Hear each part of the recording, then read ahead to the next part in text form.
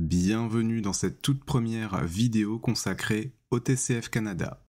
La tâche numéro 3 de l'expression orale dure 4 minutes et 30 secondes. Elle a lieu sans préparation. Je vous invite fortement à utiliser des connecteurs logiques et à faire un plan. C'est très important. On passe tout de suite au sujet.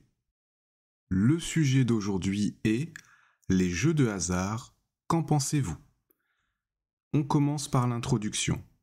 Les jeux de hasard sont apparus il y a de cela plusieurs milliers d'années. Tout au long de l'histoire et au travers des civilisations, ils ont joué un rôle parfois religieux, récréatif, ou encore servi à régler des conflits. Ils n'ont cependant jamais connu un tel développement à l'échelle mondiale. Premier argument. Tout d'abord, les jeux de hasard impliquent souvent de miser une somme d'argent en espérant remporter beaucoup plus. Des sommes colossales, atteignant parfois des sommets, ne cessent de faire rêver tout un chacun.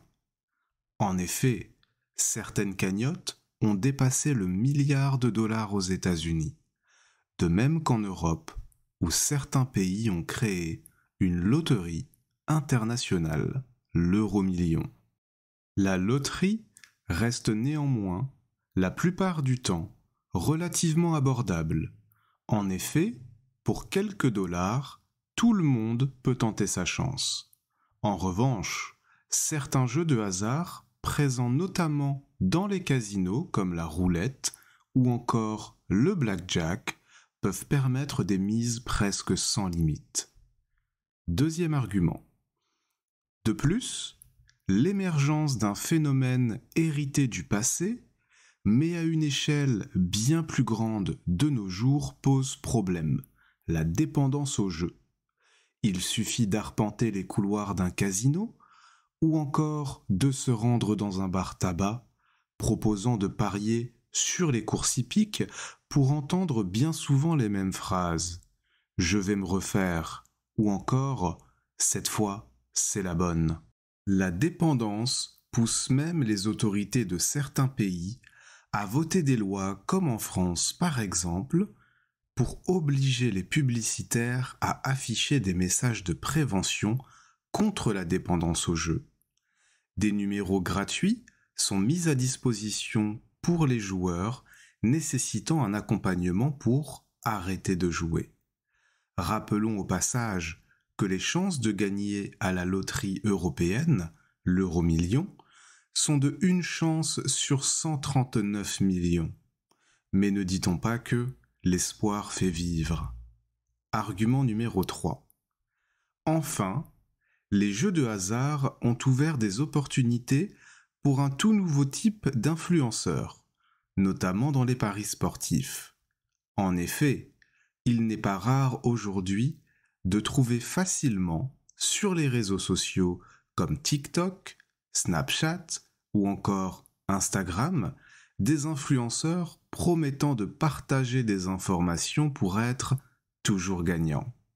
S'affichant avec de l'argent, de belles voitures de sport ou encore des montres et autres objets de luxe, ils vous promettent une vie de rêve en échange d'un simple abonnement pour profiter de leurs conseils en or. Une population de plus en plus jeune, qui n'a souvent pas encore atteint l'âge de la majorité, commence à jouer.